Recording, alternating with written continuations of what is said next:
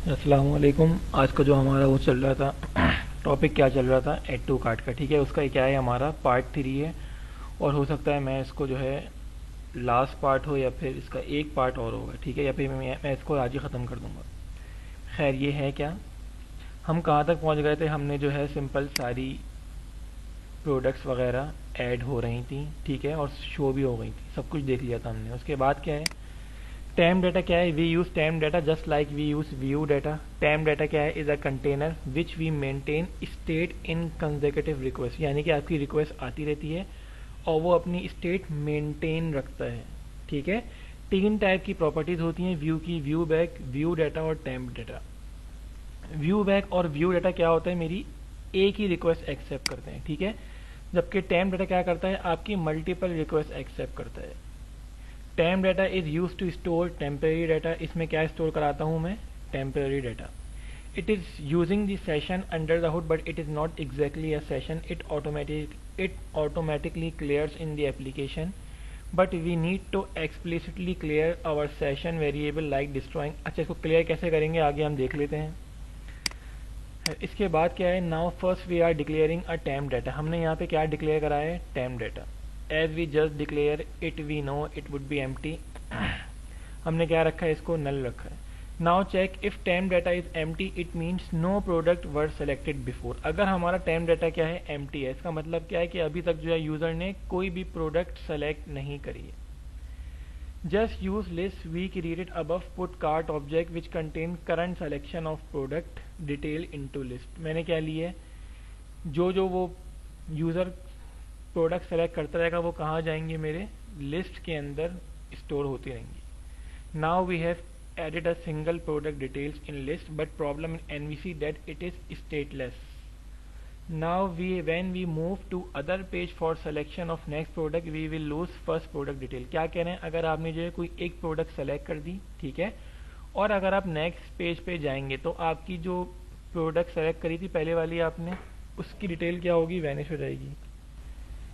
एक पेज पे जो है कोई यूज़र प्रोडक्ट सेलेक्ट करता है, ठीक है, और अगर वो दूसरे पेज पे आएगा तो MVC क्या है, हमारा स्टेट लेस प्रोटोकॉल है, ये जो है हमारी स्टेट मेंटेन नहीं रखता। तो ये पहली वाली प्रोडक्ट की डिटेल क्या करेगा, भूल जाएगा, उसको ये डिस्ट्रॉय कर देगा। ठीक है, we will lose the first product details. इस चीज़ से को ख़त्म करने के लिए क्या कहा हमने, for avoiding this here we are saving that product details into object of list LI। वो डिटेल सेव कराने के लिए हमने क्या किया है, एक लिस्ट के ऑब्जेक्ट के अंदर वो डिटेल सारी स्टोर होती रहेंगी। लिस्ट का ऑब्जेक्ट क्या है, मेरा LI है, सही है, ये आपको शो हो रहा होगा यहाँ पे LI। Now consider if user is not selecting product first time, if statement will never execute। So in else we have to check some point program is in else block mean it is not a first product and we already store first product in temp data cart। else में क्या आ जाएगा कि user जो है एक बार product select कर चुका है और वो दोबारा से कोई प्रोडक्ट सेलेक्ट कर रहा है। ठीक है, टेम्प डाटा है फर्स्ट प्रोडक्ट डिटेल, इसके अंदर क्या होगी, टेम्प डाटा के अंदर जो यूज़र ने पहली प्रोडक्ट सेलेक्ट की होगी उसकी डिटेल होगी, सही है, उसकी भी डिटेल होगी। और जो मैं सेकंड प्रोडक्ट सेलेक्ट कर रहा हूँ वो मेरा आएगा एल्स के अंदर, और वहाँ पे क्या होगा, उसकी भी डिटेल मेरे पास ऐड होती रहेगी। कैसे ऐड होगी, when user select second product LI2 already है फर्स्ट प्रोडक्ट डिटेल, इसके अंदर स्टोर होंगी पहले से। So here we created another list with same card type and name of object is LI2। उसका ऑब्जेक्ट नेम क्या रखा हमने, LI2 रखा। यानी कि LI2 के अंदर क्या होगा, जब यूज़र मेरे पास एक प्रोडक्ट सेलेक्ट करने के बाद एक और प्रोडक्ट की डिटेल सेलेक्ट करेगा, वो किसके अंदर आएंगी, मेरे पास LI2 के अंदर, सही है। So here we created in list stored LI2। now consider another scenario if user select। अच्छा, अब जो है एक और सिनेरियो देखा जाए, अगर जो कि मैंने आपसे कहा था, मैं एप्लीकेशन रन करके दिखाता हूँ तो क्लियर समझ आएगा। अच्छा, ये जो मेरी एप्लीकेशन है, ठीक है, अगर मैं यहाँ से एक मोबाइल सेलेक्ट करता हूँ, कौन सा, नोकिया का है, इसकी प्राइस 10,000। ऐड टू कार्ट पे गया, मैंने ये 2 ले लिए, सही है, और सबमिट पे क्लिक किया। यहाँ क्या हुआ, टोटल बिल बन गया मेरा 20,000, सही है। अब मैं सेलेक्ट करता हूँ ये वाला, ये भी मैंने 2 सेलेक्ट कर लिए, ये 20,000 का है, कितने हो जाएंगे टोटल, 60,000, सही है, बिल हो गया। अब मैं दोबारा ये वाला सेलेक्ट करता हूँ, इसको मैंने एक और ले लिया, पहले 2 लिए थे, अब मैंने एक और ले लिया और सबमिट पे क्लिक करा।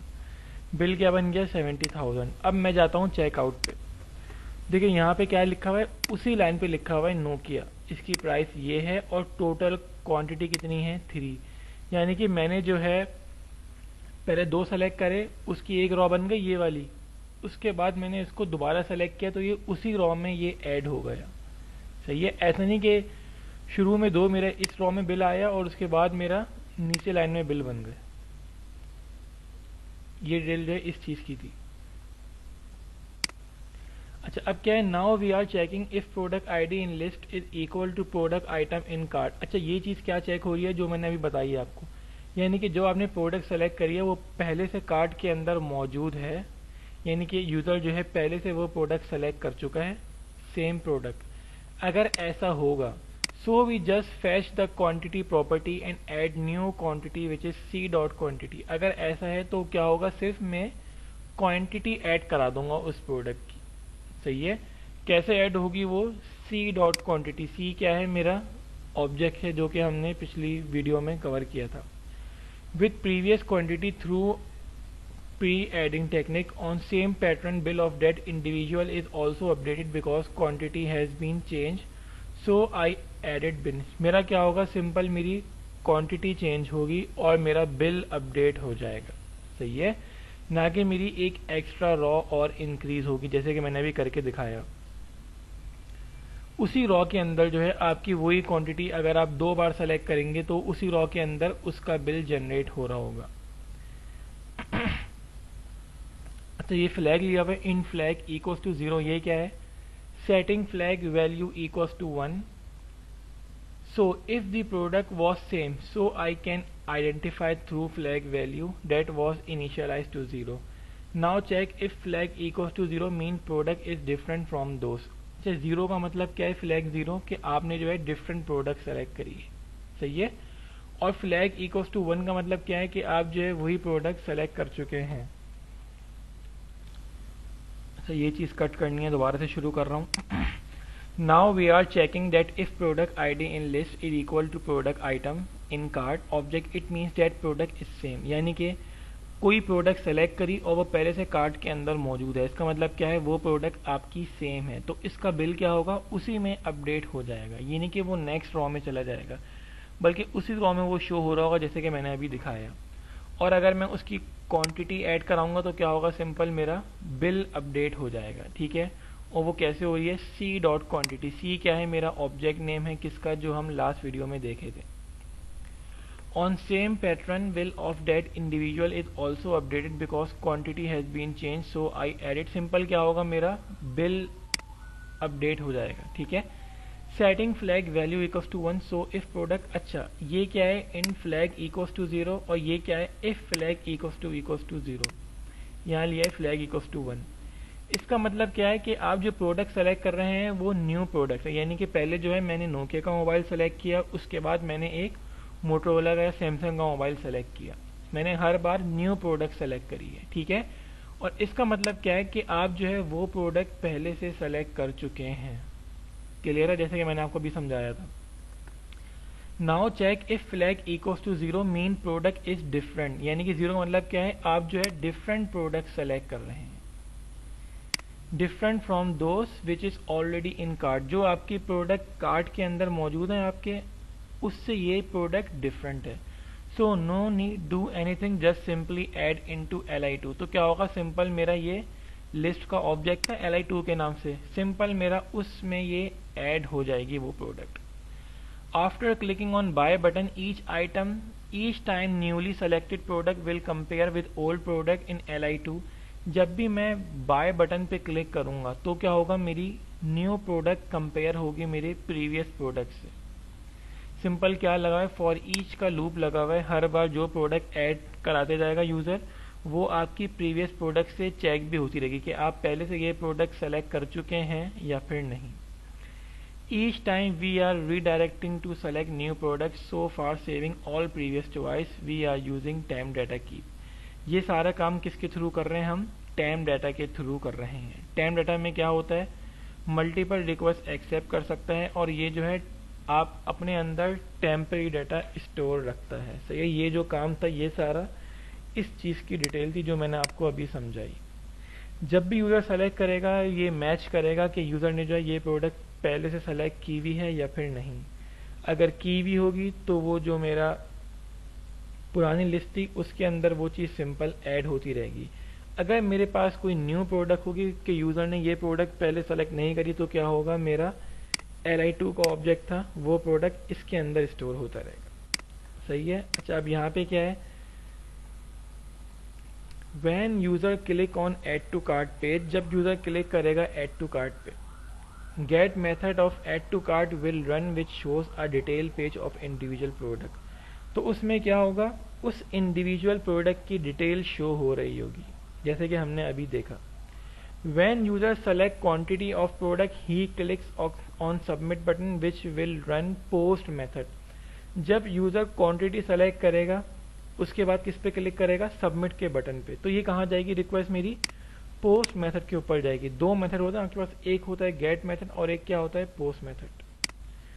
Post method of add to cart and back to the index page, ये रिक्वेस्ट जाएगी आपकी पोस्ट मेथड के पास, और आप कहाँ पे आ जाएंगे, वापस अपने इंडेक्स पेज के ऊपर आ जाएंगे, जैसे कि मैंने अभी करके दिखाया था। सारी प्रोडक्ट मैंने सेलेक्ट करी, उसके बाद कहाँ आ गया था मैं, सबमिट पे क्लिक करने के बाद अपने इंडेक्स पेज पे आ गया था, जहां मुझे सारा टोटल बिल शो हो रहा था। अच्छा, ये सारा क्या है, मेरा व्यू है किस चीज़ का, ऐड टू कार्ट का। ठीक है, मॉडल डॉट टीबीएल प्रोडक्ट, यहाँ मैंने अपने मॉडल के साथ अपने मॉडल को बाइंड कराया व्यू के साथ। सही है।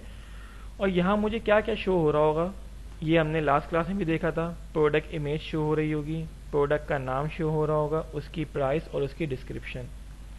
ठीक है। और दो बटन होंगे, एक होगा, एक को मैंने आईडी दी हुई है QTY1। ठीक है। और एक पे क्या लिखा हुआ होगा, सिंपल सबमिट लिखा हुआ होगा। अच्छा, अब आ जाए summary of add to cart, यानी कि ऐड टू कार्ट की समरी क्या होगी। When user select product first time, temp data would be empty। जब यूजर सेलेक्ट करेगा प्रोडक्ट, temp data क्या होगा आपका, खाली होगा, empty होगा। If block will execute and in li object of C will add। ठीक है, क्या होगा, जो मेरा li का ऑब्जेक्ट है उसमें वो प्रोडक्ट ऐड हो जाएंगी। Now problem is when user go for the selection of second product, data of first product will lose because if stateless. अगर यूजर जाएगा सेकेंड प्रोडक्ट सेलेक्ट कर रहा होगा, यूजर मेरा अगर सेकेंड प्रोडक्ट सेलेक्ट करेगा तो मेरी पहली प्रोडक्ट की डिटेल क्या हो जाएगी, वो लॉस हो जाएगी। क्यों, क्योंकि MVC क्या है, मेरा स्टेटलेस प्रोटोकॉल है। तो इसके लिए क्या किया था मैंने, सो वो we put li data into temp data.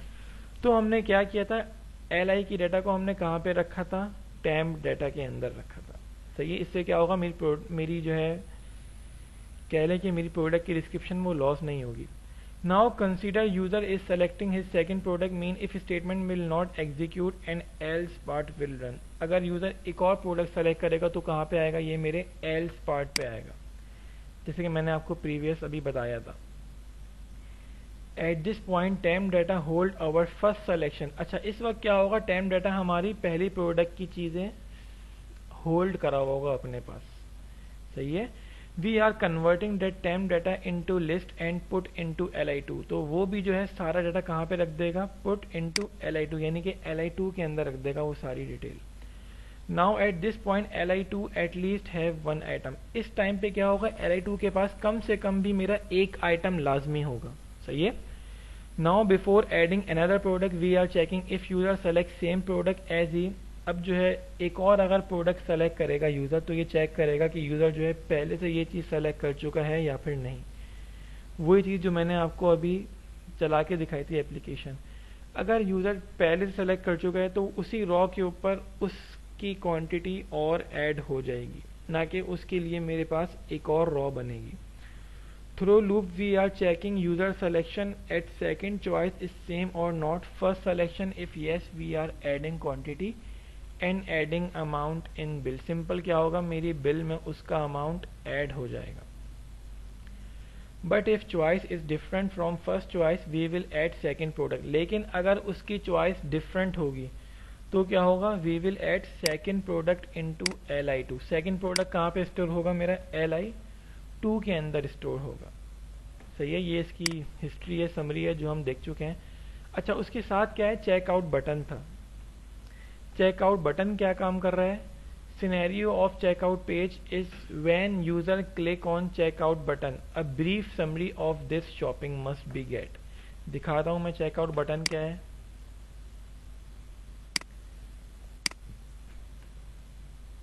मैं आया कहाँ पे, मैंने तीन मोबाइल सेलेक्ट करे थे मैंने, ठीक है, ये इसका टोटल बिल बन गया। अब मैं आया चेकआउट के बटन पे, यहाँ पे क्या शो हो रहा है, मुझे ब्रीफ समरी शो हो रही है मेरी प्रोडक्ट की। प्रोडक्ट क्या है, नोकिया, प्राइस कितनी है 10,000 और मैंने कितने लिए, 3 लिए, तो बिल कितना बन गया 30,000। ठीक है, एक और प्रोडक्ट क्या है, हुआवे है, इसकी प्राइस कितनी है 20,000, मैंने 2 लिए, इसका बिल कितना बन गया 40,000। यहाँ पे क्या शो हो गया, मुझे टोटल अमाउंट शो हो गई। क्लियर है। चेकआउट के पेज पे क्या हो रहा है, आपने जो शॉपिंग करी है उसकी आपकी एक समरी शो करा रहा है, ये प्रोडक्ट आपने ली हैं। अगर मुझे कोई प्रोडक्ट कैंसिल करनी है, मैंने यहाँ से कैंसिल करा, मेरा बिल वहाँ से रिड्यूस हो गया, 40,000 बन गया। शॉप नाउ पे क्लिक करूंगा, मैं कहाँ पे आ गया, मेन पेज पे आ गया और मुझे ये मैसेज शो हो गया। ये मेरा चेकआउट के बटन का काम है। यानी कि जैसे ही चेकआउट पे क्लिक करूं, कहाँ पे आ जाए, चेकआउट इसका वो है एक्शन रिजल्ट है, और ये किस कंट्रोलर पे है, ये प्रोडक्ट के कंट्रोलर पे है।